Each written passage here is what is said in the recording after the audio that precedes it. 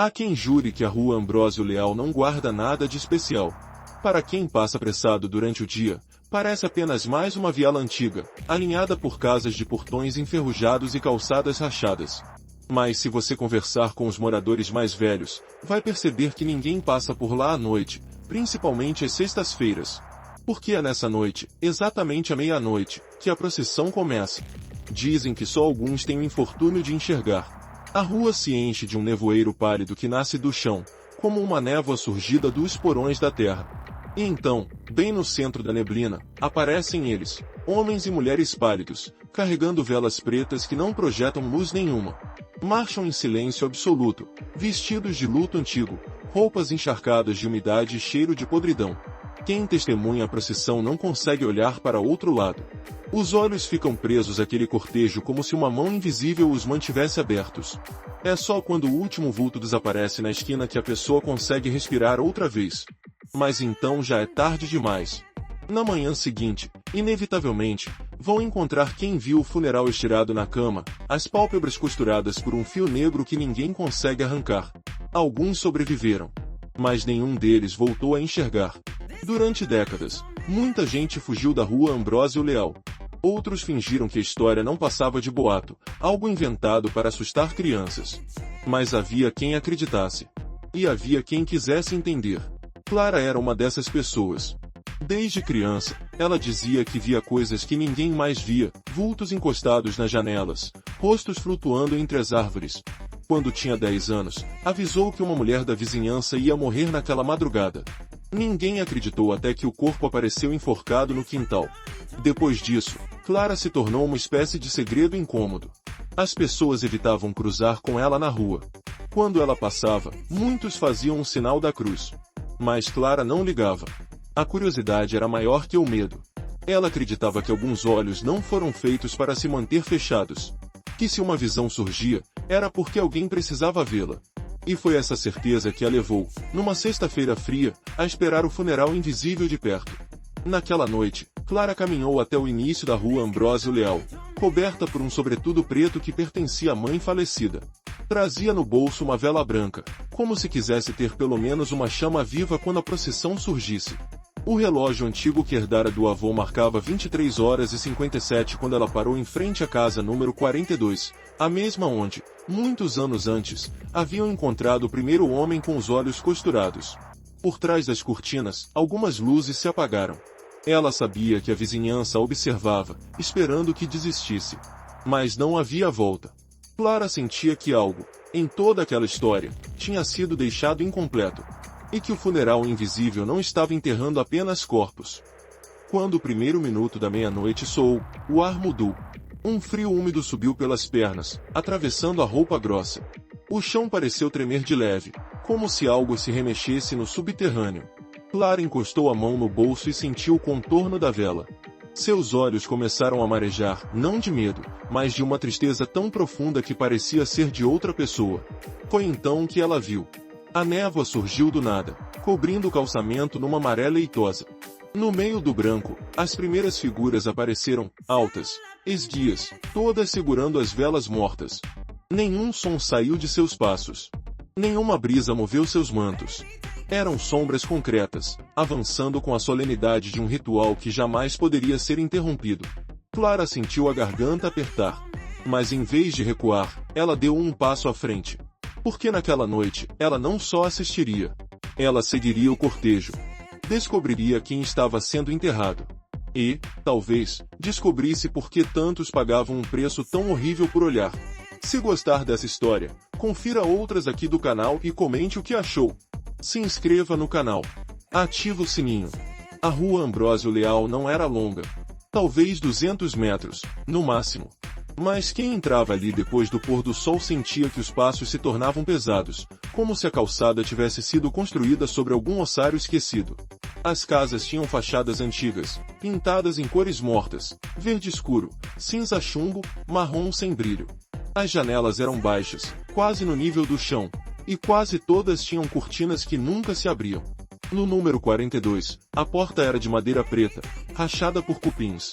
Uma guirlanda de palha apodrecida ainda pendia do batente, lembrança de um Natal muito distante. Diziam que o homem que morrera ali fora o primeiro a ver o funeral, e que seus gritos tinham acordado todo o quarteirão naquela madrugada. Desde então, a casa ficava fechada, embora ninguém tivesse coragem de derrubá-la. Naquela noite, Clara parou em frente à mesma porta, sentindo um frio que parecia subir da calçada direto para o peito. O relógio no pulso marcava 23h50. As luzes das outras casas se apagaram uma a uma, até só restar o poste antigo no meio do quarteirão, sua lâmpada tremeluzindo num tom amarelado que não iluminava quase nada. Clara tinha 26 anos, mas parecia mais jovem. Os cabelos negros eram longos, caindo pesados sobre os ombros. Seus olhos eram muito claros, de um tom cinzento que, segundo a mãe, vinha de um bisavô que também enxergava o que ninguém via. Desde criança, ela percebia presenças nos cantos da casa. Pequenos vultos que andavam pelo teto, sussurravam palavras que só ela entendia. Aos 8 anos, acordou com uma mulher sentada ao pé da cama. Usava um vestido antigo e tinha uma enorme costura negra atravessando as pálpebras. Ao perceber que Clara podia vê-la, o fantasma sorriu. Foi a primeira vez que Clara sentiu que havia sido escolhida por algo que não sabia nomear. Enquanto a maioria se afastava dela, chamando-a de amaldiçoada, alguns vizinhos vinham em segredo pedir que ela sentisse suas casas. Que dissesse se havia algo ali, observando. Em quase todas as visitas, Clara percebia resquícios da procissão. Era como se o funeral deixasse rastros, marcas invisíveis que só olhos como os dela conseguiam perceber. Mas naquela sexta-feira, não bastava mais sentir. Ela queria saber. Precisava descobrir quem era carregado naquele caixão escuro que tantos diziam ter visto, e por que testemunhar aquilo condenava as pessoas a uma cegueira definitiva. Às 23h55, Clara tirou a vela branca do bolso. Era uma vela comum, mas ela a ungira com óleo de arruda e orado sobre ela. Não acreditava que aquilo impediria o pior, mas gostava de pensar que, se fosse morrer, ao menos faria isso com algum símbolo de proteção entre os dedos. O vento ficou parado. Nem mesmo a brisa que passava pelas frestas das casas se movia. Era como se todo o quarteirão prendesse a respiração. No peito dela, uma ansiedade que beirava a vertigem se expandia, comprimindo o estômago. O primeiro som veio de muito longe, tão baixo que poderia passar por imaginação. Um arrastar de passos, cadenciado, como uma marcha cerimonial. Logo, o som se tornou real demais para ser ignorado. Era um ruído úmido, como pés descalços pisando em poças de água. Clara fechou os olhos e puxou o ar. Não adiantava mais voltar. Tinha chegado até ali. Era preciso olhar. Quando ergueu a cabeça, a rua estava tomada por névoa.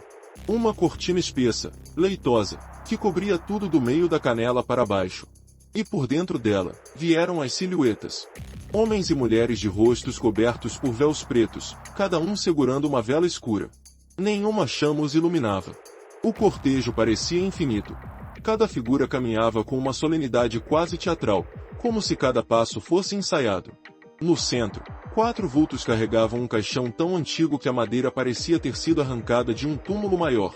Sobre a tampa, repousava uma coroa de flores mortas, pétalas negras e ressequidas. Clara sentiu os olhos se encherem de lágrimas. A tristeza que emanava daquela procissão não era só dela, parecia inundar o ar, penetrar nos ossos. Um luto tão profundo que se tornava impossível respirar. Ela mordeu o lábio até sentir o gosto de sangue. Mas não desviou o olhar. Quando o caixão passou por ela, sentiu um cheiro acre, adocicado. Era o odor da decomposição. Do outro lado, os últimos membros do cortejo seguiam em silêncio absoluto, até sumirem na esquina onde a rua se afundava num breu que nenhuma luz conseguia atravessar. Mas Clara não ficou parada. Quando o último vulto passou, ela começou a caminhar atrás. Sabia que, a partir dali, não haveria volta. E que, se tudo desse errado, poderia acordar na manhã seguinte com as pálpebras costuradas para sempre. Clara passou pela esquina onde todos diziam que o cortejo desaparecia. Mas, para ela, a procissão não acabou ali. Do outro lado, a névoa se estendia ainda mais espessa, cobrindo as calçadas como um lençol de leite podre. O ar ficou tão frio que seu fôlego saía em nuvens pálidas. Os vultos caminhavam em fila única, arrastando os pés sem fazer barulho algum. A cada passo, ela tinha a estranha impressão de que o chão cedia, afundando sob o peso de algo invisível. As casas sumiram. Quando Clara se virou, não viu mais a rua Ambrósio Leal, nem o poste de luz, nem a entrada da viela. Atrás dela havia apenas um corredor de neblina. Por um instante, o medo quase venceu. Ela pensou em correr. Mas algo nela insistia que, se fugisse, jamais acordaria de novo. Talvez a própria rua a engolisse. Talvez acordasse com os olhos fechados por agulhas e um fio preto, exatamente como acontecerá com tantos outros. Com passos curtos, continuou seguindo o funeral. A cada metro, o cheiro de podridão se tornava mais forte. Não era só morte, era algo mais antigo, uma presença que parecia rir do próprio horror. O caixão balançava de leve nos ombros dos carregadores. Clara se aproximou, tentando ver algum detalhe na madeira. Quando chegou perto o bastante, percebeu que a tampa estava trincada em alguns pontos, como se algo tivesse se mexido lá dentro. Um tremor subiu pela coluna. Sem saber por quê, ela murmurou: "Quem vocês estão enterrando?" O cortejo não parou. Mas um dos vultos, o mais alto, virou a cabeça. Apesar do véu negro cobrindo o rosto, Clara teve a certeza de que aquilo a olhava. Uma consciência antiga e fria que reconhecia a dela. O frio aumentou de repente. Um sopro de vento empurrou a neblina, revelando parte do caixão. Na lateral, uma inscrição surgia entre a madeira carcomida, letras antigas, meio apagadas. Mas Clara conseguiu ler. Clara dos Santos Ribeiro. Seu nome. O estômago se revirou. Ela deu um passo atrás, o coração disparando tanto que doía. Quando ergueu os olhos, todos os vultos haviam parado. O silêncio ficou tão pesado que parecia um segundo antes de uma explosão. "Isso não pode ser", sussurrou, levando a mão ao peito. "Isso é uma ilusão." Mas o caixão não era ilusão. A madeira tremia, como se alguém lá dentro respirasse. Como se alguma coisa quisesse sair. Clara se virou, tentando enxergar qualquer saída. Mas a neblina se tornará um muro espesso. Nenhuma luz além das velas negras iluminava o caminho. Foi então que um som começou. Baixo no início, como um sussurro distante. Depois, mais alto, até encher todo o espaço. Era um cântico. Vozes múltiplas entoando uma melodia sem melodia, um coro de lamento que gelava o sangue. Ela tapou os ouvidos, mas o cântico parecia brotar de dentro do peito. Palavras em uma língua que não conhecia, mas que seu coração entendia de um jeito terrível. Cada sílaba fazia sentir como se estivesse enfiando agulhas nos olhos. De repente, todos os vultos ergueram o queixo ao mesmo tempo. Sob os véus, Clara viu algo mover-se, bocas costuradas. Fios pretos segurando os lábios fechados. Ainda assim, cantavam. A vela branca que trazia no bolso caiu no chão e se apagou. E naquele instante, a certeza de que não voltaria viva ficou tão concreta quanto o cheiro de podridão que enchia o ar. Tentou recuar, mas seus pés não obedeceram. Uma força invisível a mantinha ali, obrigando-a a ouvir, a assistir. O caixão rangeu. Um dos pregos se soltou com um estalo que ecoou como um trovão. "Não!" gritou, a voz rasgando a garganta. "Eu não pertenço a vocês." Os carregadores deram um passo à frente. O caixão estava mais próximo agora. Tão perto que ela podia ver as rachaduras se abrindo. O cântico ficou ensurdecedor, cobrindo todo o resto.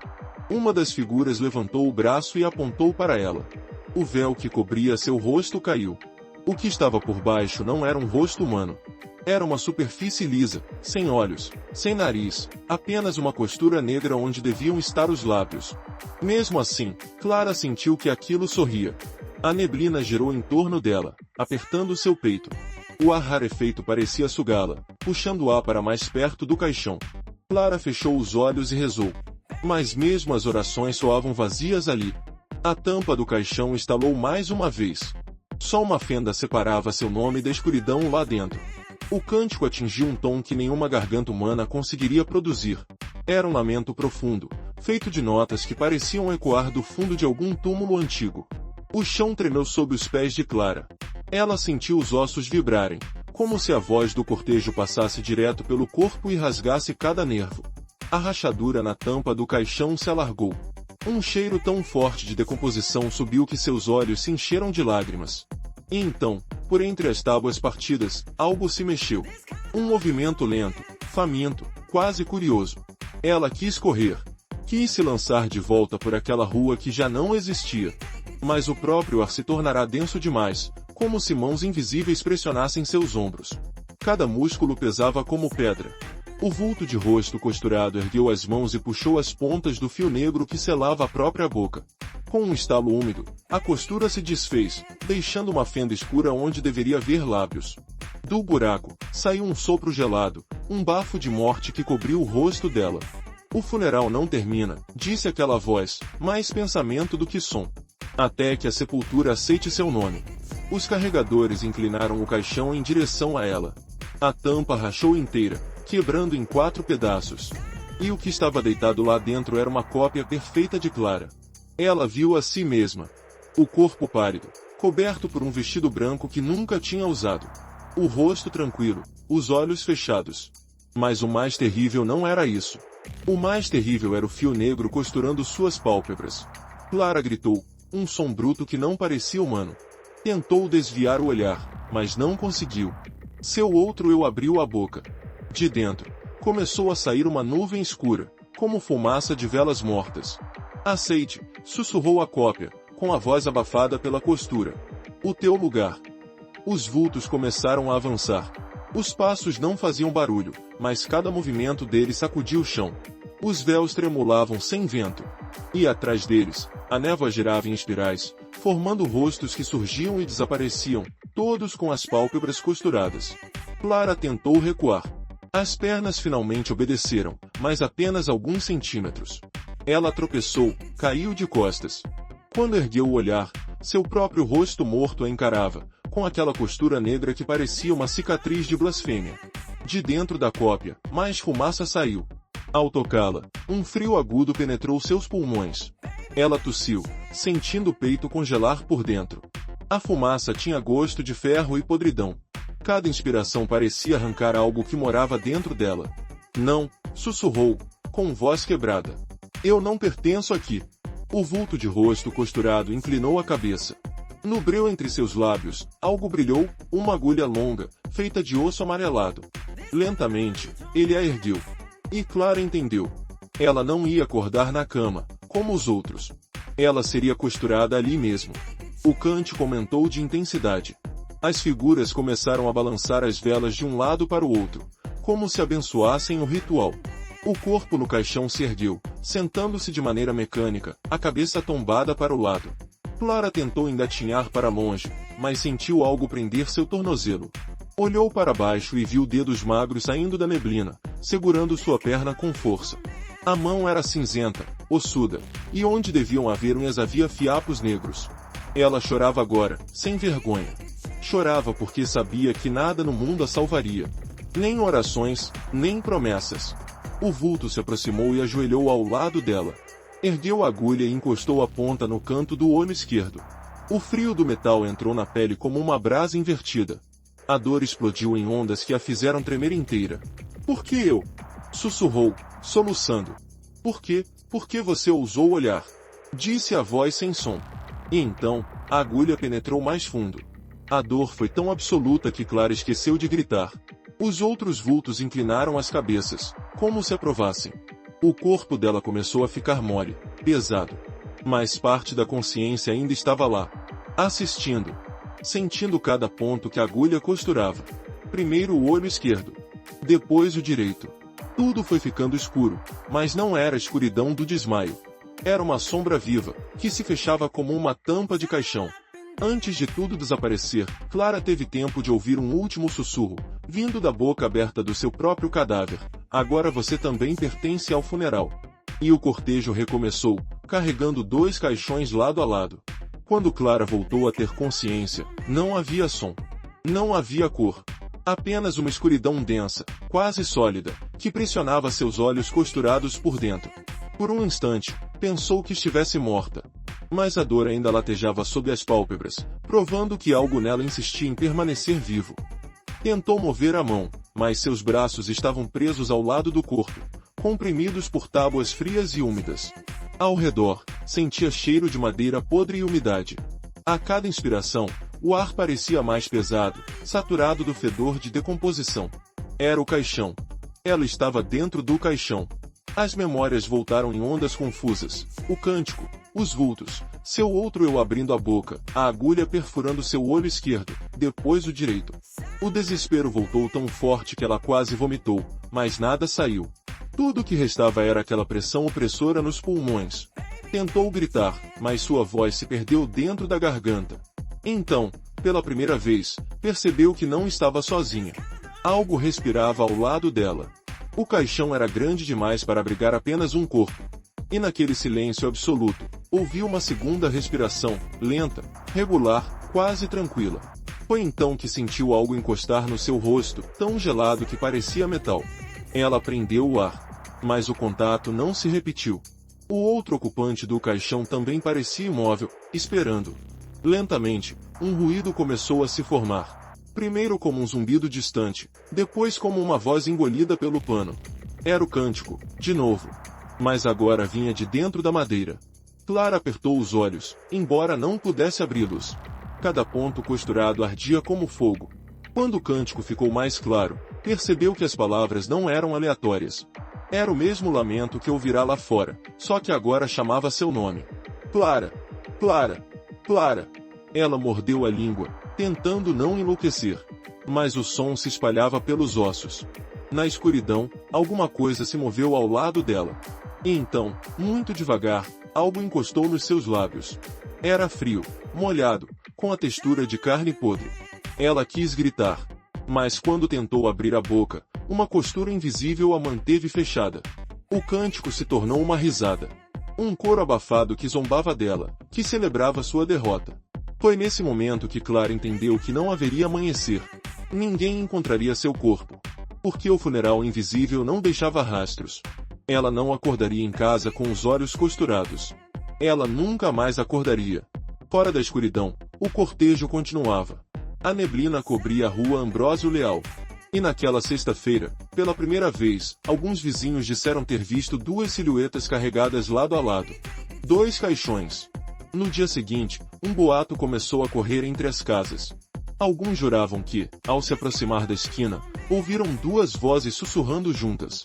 2 mulheres cantando em uníssono, como se convidassem outros a entrar na procissão.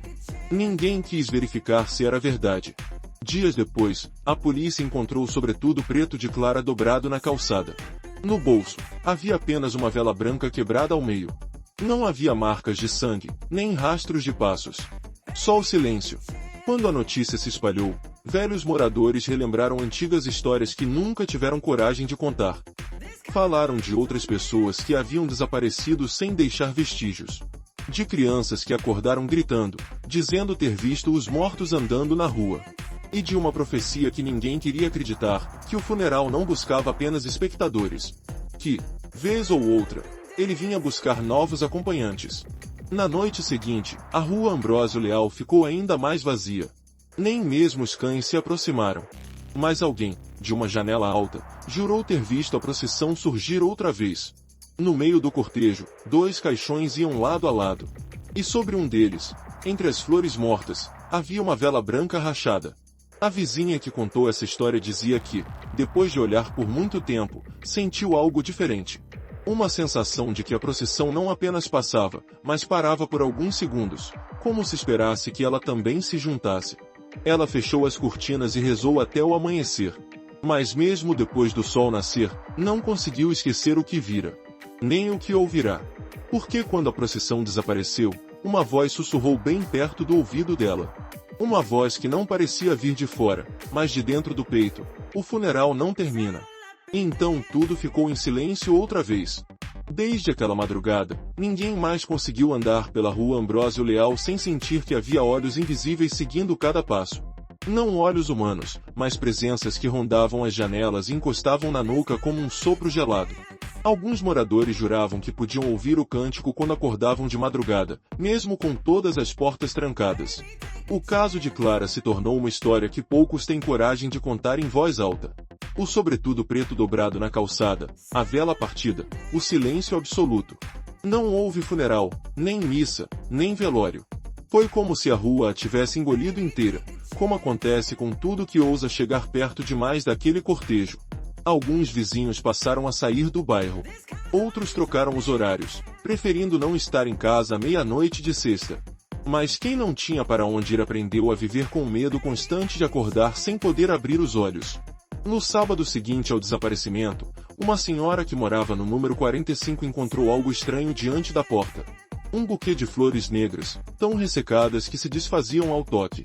E junto dele, uma fita de cetim com uma inscrição em letras antigas. Ninguém conseguiu traduzi-la completamente. Mas uma palavra se repetia, como um aviso: funeral. Durante o dia, a rua parecia normal. O sol batia nas fachadas e até dava um tom amarelado aos muros descascados. Mas bastava anoitecer para tudo mudar. O vento parecia trazer gemidos, e as sombras se moviam onde não havia nada. Cada ruído ficava mais alto. Cada respiração ficava mais curta. Havia quem jurasse ter visto duas mulheres caminhando lado a lado entre as figuras encapuzadas. Duas silhuetas quase idênticas, que levavam um caixão cada uma. E sobre eles, velas brancas queimando com uma chama azul. Alguns diziam que era imaginação. Outros preferiam não comentar. Mas a verdade era impossível de ignorar: a procissão voltará mais forte. Como se o desaparecimento de Clara tivesse sido só o começo. E sempre que a sexta-feira chegava, mesmo quem não acreditava passava a vigiar o relógio com atenção. Às 23h59, ninguém mais ousava ficar na rua. Porque todos entendiam que bastava um olhar errado, um instante de curiosidade, e você seria escolhido. A história da Rua Ambrósio Leal acabou se espalhando além do bairro. Chegou a programas de TV, sites de notícias, fóruns obscuros. Alguns curiosos começaram a viajar até lá só para tentar presenciar a procissão. Queriam provas, fotos, vídeos. Mas quase nenhum deles voltou a aparecer depois. Os poucos que escaparam trouxeram histórias ainda piores. Um rapaz que trabalhava num canal de lendas urbanas contou que ficou preso na neblina por horas, mesmo que, do lado de fora, tivessem se passado apenas alguns minutos. Outro jurou que viu a própria mãe morta segurando uma vela preta. Quando voltou para casa, encontrou a cama vazia e uma costura negra onde deveria ver os olhos dela. Esses relatos nunca foram comprovados. Mas não é preciso acreditar neles para sentir que alguma coisa respira naquela rua depois da meia-noite. Algo antigo. Algo que não suporta ser visto. E talvez seja esse o detalhe mais perturbador: a procissão não escolhe só quem enxerga. Escolhe quem pensa nela. Quem a evoca em pensamentos. Quem repete o cântico de brincadeira. Por isso, enquanto você termina de ouvir essa história, pode ter certeza de uma coisa: o funeral invisível não termina quando o vídeo acaba. Ele continua, caminhando pelas memórias de quem ousa lembrar. Se, esta noite, você acordar e sentir que o quarto ficou gelado de repente, não abra os olhos. E se ouvir passos lentos vindo do corredor, não tente olhar. Porque algumas coisas não querem testemunhas. E quando tentam enterrar um segredo, fazem questão de costurar todas as pálpebras que possam se abrir. Se gostou dessa história, confira outras aqui do canal e comente o que achou. Eu quero saber. Você teria coragem de seguir essa procissão até o fim? Ou fecharia os olhos antes que fosse tarde demais? Se inscreva no canal. Ative o sininho. Aqui, cada história é um aviso de que algumas curiosidades custam caro. E de que, às vezes, a morte não é o pior destino. Boa noite, e cuidado ao sonhar com caminhos cobertos de neblina. Você nunca sabe quem pode estar esperando do outro lado.